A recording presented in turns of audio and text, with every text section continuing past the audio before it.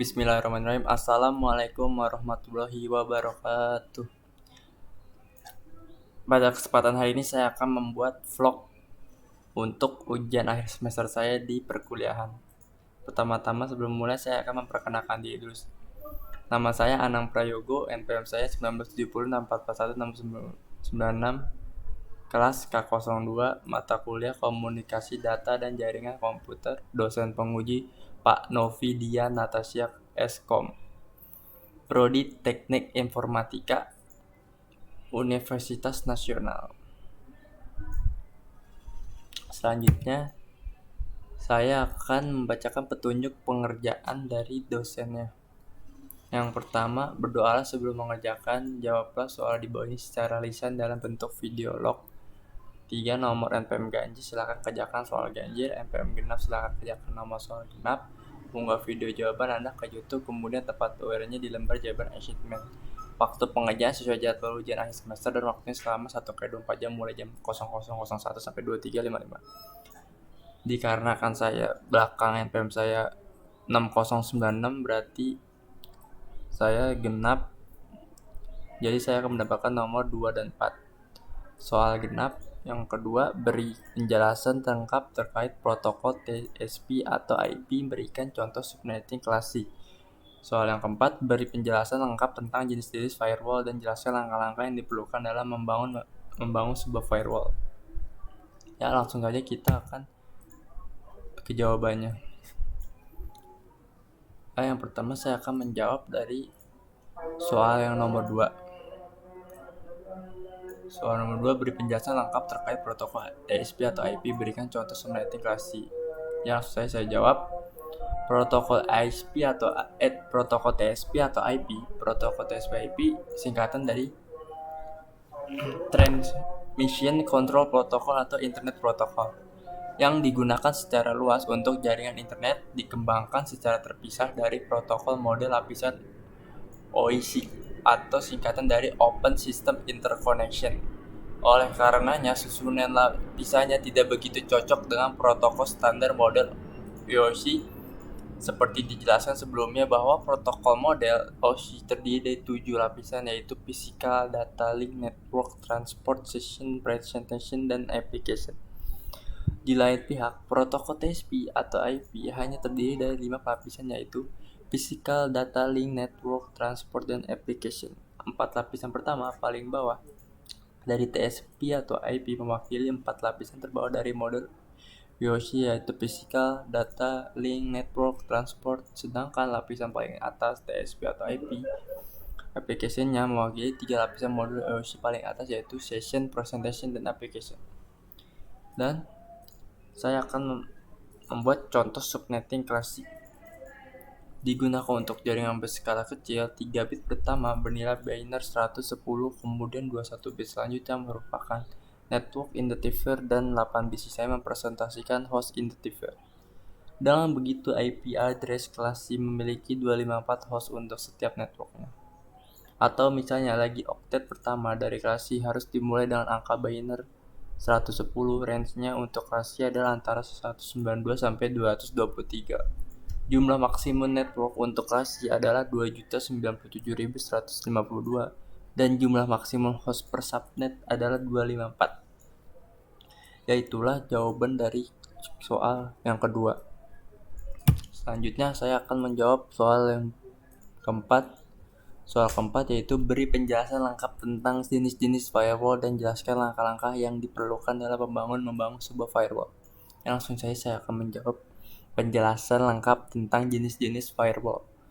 Yang pertama, paket filtering firewall atau jenis pertama ini merupakan tipe yang paling dasar dan tua. Ia bekerja dengan mengecek paket yang masuk ke sistem. Alih-alih membuka paket itu, ia menilai informasi data atasnya. Misalnya alamat IP, tipe, nomor port, dan lain-lain. Kelebihannya adalah ringan dan tidak banyak mengurangi performa sistem. Sayangnya, ia relatif mudah ditembus oleh informasi berbahaya. Yang kedua, stateful inspection firewall adalah tipe ini bekerja dengan mengecek sumber paket serta membuka isi paket itu sendiri.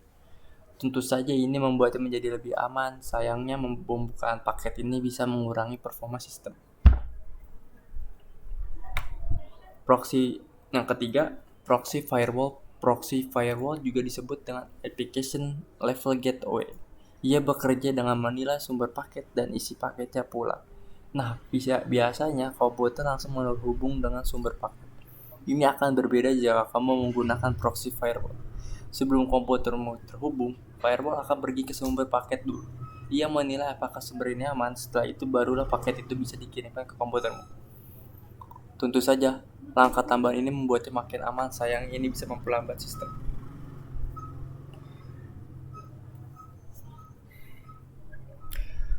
Ya, selanjutnya setelah itu barulah paket itu bisa dikirimkan ke komputermu. Tentu saja langkah yang tambahan membuatnya makin aman, sayangnya ini bisa memperlambat sistem.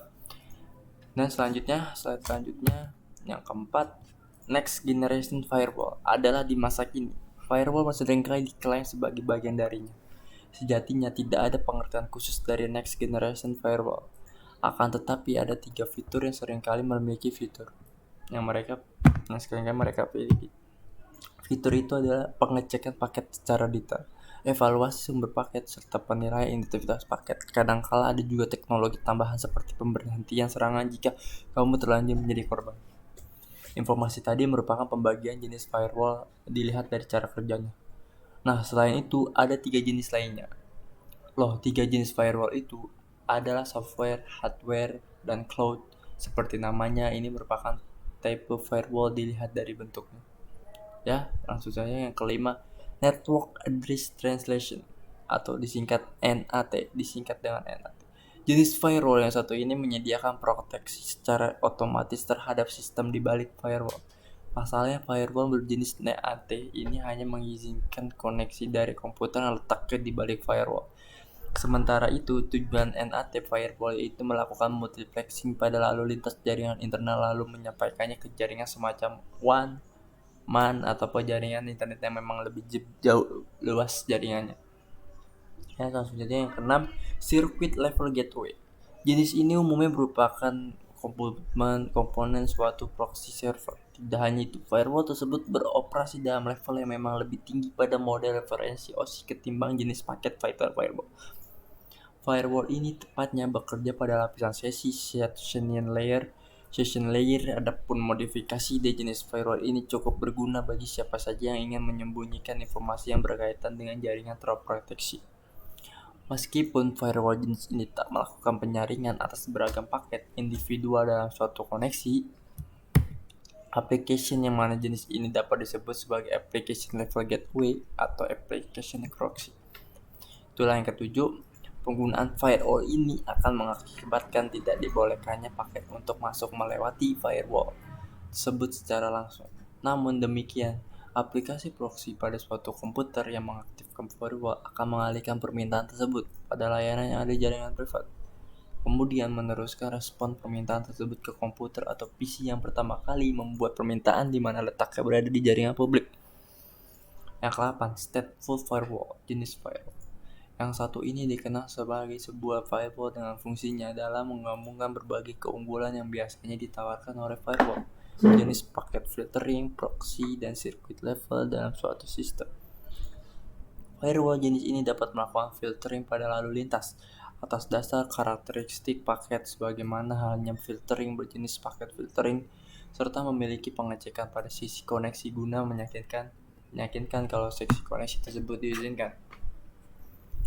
Ya, selanjutnya kita ke virtual firewall. Yang perlu juga Anda ketahui yaitu adanya virtual firewall di mana-mana nama virtual tersebut ada sebutan yang dialamatkan pada firewall logis tertentu yang berada dalam suatu perangkat fisik seperti komputer maupun perangkat firewall yang lain. Pengaturan dari firewall ini membolehkan beberapa network untuk dapat diproteksi oleh firewall yang memiliki keunikan di mana fungsinya menjalankan kebijakan keamanan sistem yang tentunya unik juga. Cukup dengan memanfaatkan sebuah perangkat. Keduanya transparent firewall. Di antara jenis-jenis firewall yang telah disebutkan sebelumnya, jangan pernah lupakan jenis yang terakhir, yaitu transparent firewall. Jenis ini bisa juga disebut dengan brazing firewall, yang mana bukanlah merupakan firewall murni, akan tetapi hanya sebuah turunan atas stateful firewall. Transparent firewall melakukan apa saja yang dapat dilakukan oleh firewall jenis paket filtering, sebagaimana halnya stateful firewall secara tak tampak oleh pengguna. Maka dari itu jenis firewall yang satu ini bernama transparent firewall. Ya, selanjutnya saya akan menjelaskan langkah-langkah yang diperlukan dalam membangun sebuah firewall. Yang pertama, menentukan topologi jaringan yang akan digunakan. Topologi dan konfigurasi akan menentukan bagaimana sebuah firewall dalam jaringan dibangun. Dengan topologi yang jelas, maka akan mudah membayangkan apa saja yang akan diatur dalam sebuah firewall.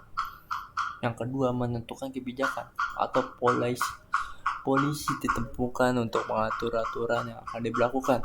Dengan aturan yang jelas, maka kebijakan bisa dilaksanakan. Yang ketiga, menentukan servis yang boleh dan tidak boleh dijalankan atau dilewatkan. Semua servis program harus diidentifikasi sehingga mudah mengaturnya. Yang keempat, menentukan user yang menggunakan polisi. Kadang dalam sebuah kantor aturan tidak diberlakukan sama. Dengan menentukan user yang akan menggunakan layanan, maka firewall didesain untuk lebih fleksibel. Yang kelima, menerapkan kebijakan, aturan, dan prosedur dalam mengimplementasikan sebuah firewall. Setelah semua aturan, kebijakan, dan user diidentifikasi, firewall siap diterapkan. Yang keenam, atau yang terakhir, setelah semua berjalan, selanjutnya melakukan sosialisasi terhadap apa yang telah diatur dalam firewall, sehingga user tidak merasa bingung, marah, dan menyalahkan. Itulah dengan sosialisasi, maka tidak akan terjadi kesalahpahaman, ketidaksetujuan, dan lain-lain. Ya, itulah semua jawaban yang saya bisa jawab dan jelaskan untuk vlog UTS kali ini, vlog UAS kali ini. Ya, mohon maaf kalau ada salah kata. Sekian dari saya. Sekian dari saya, Anang Prayogo. Terima kasih. Wassalamualaikum warahmatullahi wabarakatuh. Kesal sih, Kret. UTS apa UAS? Salah gue.